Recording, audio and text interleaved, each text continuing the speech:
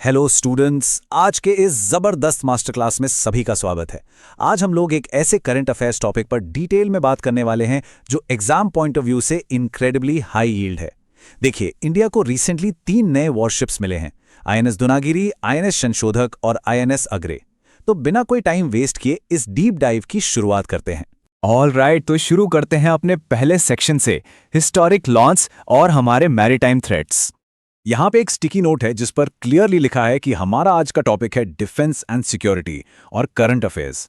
इसका main focus क्या है? आत्मनिर्भर भारत और एक इंडिजिनस नेवी बिल्ड करना। एकदम to the point syllabus mapping दी गई है यहाँ पर। तो बेसिकली इसमें हमने क्या समझा कि आज का ये पूरा मास्टर क्लास इंडिया की सेल्फ रिलायंस और डिफेंस मॉडर्नाइजेशन के इर्द गिर्द घूमेगा, जो एग्जाम्स के लिए बहुत ज्यादा इंपॉर्टेंट है। अब आते हैं इस हिस्टोरिक कमिश्निंग पर। यहां नोट करने वाली बात यह है कि इनका लॉन्च 21 जून को हुआ था, जो कि हमारा इंटरनेशनल योगा डे भी है। ये कोलकाता में लॉन्च हुए थे and it was launched by PM Modi. In ships को डिजाइन किसने किया? नेवी वॉरशिप डिजाइन ब्यूरो ने, और इन्हें बनाया है GRSE यानी garden reach ship builders and engineers ने। अब सोचिए, ये इतनी बड़ी डील क्यों है? देखिए, यूजुअली नेवीज एक टाइम पर एक ही शिप लॉन्च करती हैं, राइट? पर इंडिया ने एक साथ 3 डिफरेंट कैटेगरीज की शिप्स लॉन्च की हैं, और नीचे एक ग्रीन टिक के साथ बहुत क्लियरली लिखा है 100% मेड इन इंडिया। ये सेल्फ रिलायंस या आत्मनिर्भर भारत के लिए एक मैसिव बूस्ट है। तो बेसिकली इसमें हमने क्या समझा कि ये स्पेसिफिक इवेंट इंडिया की नेवल हिस्ट्री में अपने स्केल और कंप्लीटली इंडिजिनस होने की वजह से बहुत रेयर और हिस्टोरिक है। अब हमारे मैरीटाइम चैलेंजेस क्या हैं उन्हें समझते हैं। इंडिया की एक ह्यूज कोस्टलाइन है, अराउंड 7,500 किलोमीटर्स की, और हमारा EEZ यानी exclusive economic zone 2.37 million square kilometres का है। इसके अलावा ध्यान देने वाली बात है कि बाय वॉल्यूम इंडिया का 95% ट्रेड समुद्र के रास्ते ही ट्रैवल करता है। अब दूसरी तरफ इन रेड थ्रेट एरोस पर ध्यान दीजिए। थ्रेट क्या है हमारे लिए?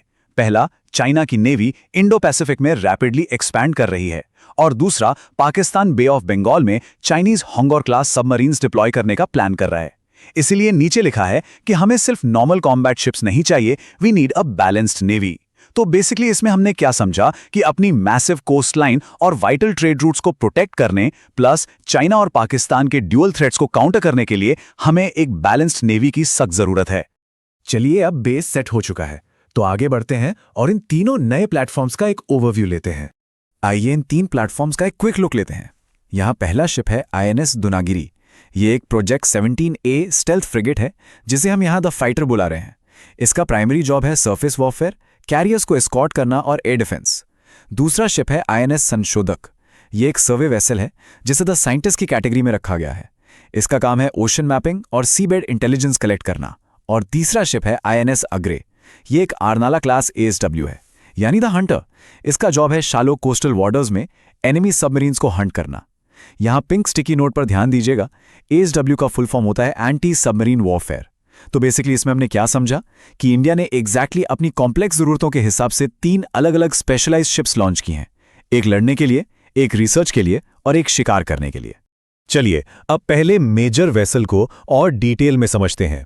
ये है फ्लीट का fighter INS Dunagiri, the stealth frigate. तो INS Dunagiri, the stealth frigate, यहाँ पे जो कॉन्सेप्ट दिया गया है पहले उसे समझते हैं कि आखिर फ्रिगेट होता क्या है। ये एक फास्ट हेवीली आर्म्ड वॉरशिप होती है जिसका यूज बड़े शिप्स जैसे एयरक्राफ्ट कैरियर्स को एनिमी अटैक से एस्कॉर्ट और प्रोटेक्ट करने के लिए होता है। राइट साइड में इसके स्पेक्स दिए हैं। लेंथ है 149 मीटर्स, वेट है 6,670 टन्स और इसका क्रू है 226 पर्सोनेल। अब इसके डेडली आर्सनल पर आते हैं। इस डायग्राम में एरोस पॉइंट कर रहे हैं। इसमें ब्रह्मोस मिसाइल्स हैं सरफेस अटैक्स के लिए, बराक 8 मिसाइल्स हैं medium range surface to air defence के लिए, और साथ में एंटी सबमरीन वेपन्स भी हैं। नीचे इसका स्ट्रैटेजिक रोल भी मेंशन किया गया है। ये Arabian Sea, Bay of Bengal या वेस्टर्न पैसिफिक कहीं भी ऑपरेट कर सकता है और डायरेक्टली चाइनीज नेवल प्रेजेंस को काउंटर करता है। तो बेसिकली इसमें हमने क्या समझे कि दुनागिरी एक बहुत ही फास्ट और हेवीली लोडेड एस्कॉर्ट शिप है जो ब्रह्मोस और बराक 8 जैसे डेडली मिसाइल्स के साथ चाइनीज थ्रेट्स को काउंटर करने में पूरी तरह केपेबल है। अब सवाल यह है कि दुनागिरी आखिर स्टेल्थी कैसे है। यहां एक बहुत इंपॉर्टेंट कॉन्सेप्ट हाईलाइट किया गया है जिसे ध्यान से समझिएगा। स्टेल्थ का मतलब आंखों से गायब होना नहीं होता, इसका मतलब है एनिमी सेंसर से गायब होना। इसमें 3 तरह के स्टेल्थ मैकेनिज्म्स काम करते हैं। पहला है रेडार सिग्नेचर। इसका स्पेशल एंगल्ड हल इतनी मैसिव शिप को एनिमी रेडार स्क्रीन्स पर बहुत छोटा दिखाता है। दूसरा है इंफ्रारेड सिग्नेचर यानी हीट। हीट इमिशन को इसमें स्ट्रिक्टली कंट्रोल किया जाता है ताकि एनिमी के हीट सीकिंग मिसाइल्स इस पर लॉक ऑन ना कर सकें। और तीसरा पिलर है अकॉस्टिक क्वाइटनेस यानी साउंड। इसके इंजन नॉइज को मफल किया जाता है जिससे एनिमी सबमरीन्स के लिए इसे आते हुए सुन पाना इनक्रेडिबली हार्ड हो जाता है। तो बेसिकली इसमें हमने क्या समझा कि अपने एंगल डिजाइन, कंट्रोल्ड हीट और साइलेंट इंजन की वजह से दुनागिरी खुद को एनिमी के रेडार, हीट मिसाइल्स और अंडरवाटर सोनार इन तीनों से बचा सकता है। एकदम क्लियर, राइट? अब आगे बढ़ते हैं फ्लीट के साइंटिस्ट की तरफ, बात करते हैं आईएनएस संशोधक की जो ओशन इंटेलिजेंस गैदर करता है। एनएस संशोधक ओशन इंटेलिजेंस, इस वोकैबुलरी टैग पे थोड़ा ध्यान दीजिए। संशोधक का लिटरली मतलब ही होता है रिसर्चर या इन्वेस्टिगेटर। इसका मिशन क्या है? सिंपल सी बात है, बिना बैटलफील्ड को समझे लड़ा नहीं जा सकता। ये ship sea floor, ocean currents और अंडर वाटर टाइड्स को मैप करता है।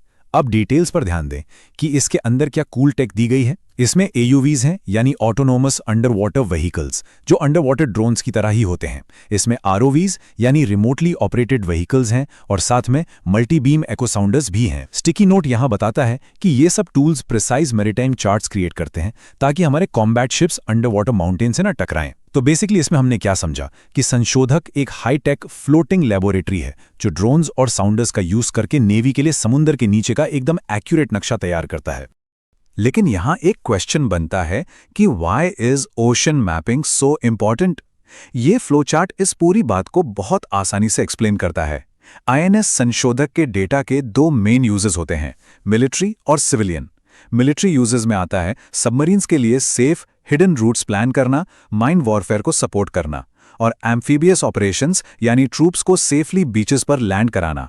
वहीं अगर सिविलियन यूजर्स को देखें तो उसमें शामिल है पोर्ट डेवलपमेंट, जिसका बहुत अच्छा एग्जाम्पल ब्रैकेट में दिया है द न्यू निकोबार प्रोजेक्ट। इसके अलावा डिजास्टर मैनेजमेंट एंड रिलीफ और साइंटिफिक ओशन रिसर्च। तो बेसिकली इसमें हमने क्या समझा कि संशोधक का कलेक्ट किया हुआ डेटा सिर्फ मिलिट्री अटैक्स के लिए ही नहीं, बल्कि देश के सिविलियन इंफ्रास्ट्रक्चर, डिजास्टर रिलीफ और जनरल साइंस रिसर्च के लिए भी इक्वली वाइटल है। चलिए अब शिफ्ट करते हैं अपनी फाइनल वेसल कैटेगरी पर। यह है द हंटर आईएनएस अग्री, जिसे स्पेशली शैलो कोस्टल वाटर्स में ऑपरेशंस के लिए डिजाइन किया गया है। तीसरी कैटेगरी है आईएनएस अग्रे द सब हंटर। कैटेगरी क्या है इसकी? Arnala class ASW shallow water craft. यहां रेड बॉक्स में सबसे बड़ा थ्रेट क्लियरली लिखा है। एनिमी सबमरीन्स कई हफ्तों तक अंडर वाटर छुप सकती हैं और वहां से टॉर्पीडोज या क्रूज मिसाइल्स लॉन्च करके हमारे मर्चेंट शिप्स या एयरक्राफ्ट कैरियर्स को सिंक कर सकती हैं। इस बड़ी प्रॉब्लम का तोड़ है इसके वेपन्स ऑन बोर्ड। इसमें लाइट वेट टॉर्पीडोज हैं, इंडिजिनस रॉकेट लॉन्चर्स हैं और स्पेशलाइज्ड शैलो वाटर सोनार शामिल हैं। नीचे ब्लू बॉक्स में इसका स्ट्रैटेजिक मैसेज बहुत लाउड एंड क्लियर दिया है। ये एडवर्सरीज को एक डायरेक्ट वार्निंग भेजता है कि इंडिया के कोस्टल वाटर्स और बे ऑफ बंगाल से दूर रहो। तो बेसिकली इसमें हमने क्या समझा कि आईएनएस अग्रे हमारे कोस्टल एरियाज को हिडन एनिमी सबमरीन से बचाने वाला एक बहुत ही स्पेशलाइज्ड हेवीली आर्म्ड हंटर है। पर आप सोच रहे होंगे कि आखिर शैलो वाटर में सबमरीन्स को ढूंढने में प्रॉब्लम क्या आती है? यहां the shallow water Sonar problem को समझाया गया है। इस डायग्राम में दो सिनारियोज हैं। पहला, डीप वाटर की तरफ ध्यान दें। यहां सोनार वेव्स एकदम क्लीनली ट्रैवल करती हैं, इसलिए डीप वाटर में हाइडिंग सबमरीन्स को डिटेक्ट करना काफी आसान होता है। लेकिन शैलो वाटर या कोस्टलाइंस वाले सेक्शन में देखिए, वेव्स कितनी केओटिक हैं। द चैलेंज, क्योंकि यहां डेप्थ बहुत कम होती है, स्टैंडर्ड साउंड वेव्स सरफेस और सी फ्लोर के बीच रैपिडली बाउंस करती रहती हैं, जिससे पानी इनक्रेडिबली नॉइजी और अनप्रिडिक्टेबल हो जाता है और एनिमी सब्स इजीली इस नॉइज के पीछे छुप सकती हैं। इसीलिए नीचे द सोल्यूशन दिया है। आईएनएस अग्रे में एक कस्टम बिल्ट सोनार लगाया गया है जो इस केओटिक नॉइज को कट करके इन डिफिकल्ट जोन्स में क्लियरली एनिमी को हंट कर सके। तो बेसिकली इसमें हमने क्या समझा कि शैलो वाटर्स के इस बाउंसिंग और नॉइजी सोनार एनवायरनमेंट में परफेक्टली ऑपरेट करने के लिए ही अग्रे का ये स्पेशलाइज्ड सोनार स्पेसिफिकली डिजाइन किया गया है। इन तीनों शिप्स के स्पेसिफिकेशंस और रूल्स को डिटेल में समझने के बाद अब टाइम है थोड़ा बिग पिक्चर देखने का। आखिर इन सब के पीछे इंडिया का अल्टीमेट मैरीटाइम गोल क्या है? आइए इसे देखते हैं। यहां इस चार्ट के सेंटर में बिल्कुल क्लियरली लिखा है, a balanced blue water navy capable of operating globally. यही इंडिया का अल्टीमेट गोल है दोस्तों, और इस गोल तक पहुंचने के बेनिफिट्स को 4 ग्रीन बबल्स में बहुत अच्छे से समझाया गया है। पहला है जीरो इंपोर्ट्स, यानी ये सभी शिप्स 100% इंडिया में ही डिजाइंड और बिल्ट हैं। दूसरा है बूस्ट टू इंडस्ट्री, ये कंप्लीटली इंडियन डिफेंस फर्म्स के लिए जॉब्स और टेक्नोलॉजिकल मास्टरी क्रिएट करता है। तीसरा पॉइंट है रीजनल सिक्योरिटी। ये इंडियन ओशन रीजन यानी आईओआर को फॉरेन एक्सपेंशन से पूरी तरह सिक्योर करता है। और चौथा है एक्सपोर्ट पोटेंशियल। इंडिया अब इन एडवांस्ड शिप्स को अपने फ्रेंडली नेशंस को आगे बेच भी सकता है। इसीलिए बिल्कुल नीचे डार्क ग्रीन बार में एक बहुत पावरफुल इक्वेशन दी है। सेल्फ रिलायंस इन डिफेंस यानी आत्मनिर्भर Bharat equates to true national security. तो बेसिकली इसमें हमने क्या समझा कि इन नए वॉरशिप्स का मिलना सिर्फ एक मिलिट्री एडिशन नहीं है, बल्कि ये इंडिया के एक ग्लोबली सिक्योर और सेल्फ रिलायंट देश बनने की दिशा में एक मैसिव स्टेप है। चलिए सेशन के आखिर में आप सभी का फोकस टेस्ट करने के लिए एक क्विक रिवीजन क्विज लेते हैं। मैं क्वेश्चंस रीड करता हूं और सभी स्टूडेंट्स इनके आंसर्स कमेंट्स में जरूर अटेम्प्ट करें।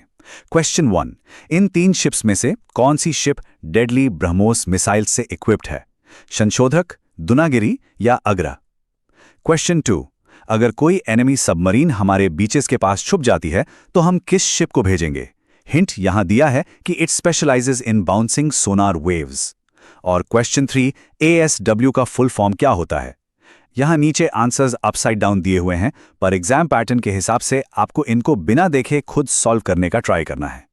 तो स्टूडेंट्स, इन PDF नोट्स की ये डिटेल्ड मास्टर क्लास यहीं खत्म होती है। मुझे पूरी उम्मीद है कि हर एक कॉन्सेप्ट बहुत क्लियरली समझ आया होगा। अगली बार एक और हाई यील्ड टॉपिक के साथ मिलेंगे। तब तक के लिए रिवीजन करते रहिए और स्टे क्यूरियस।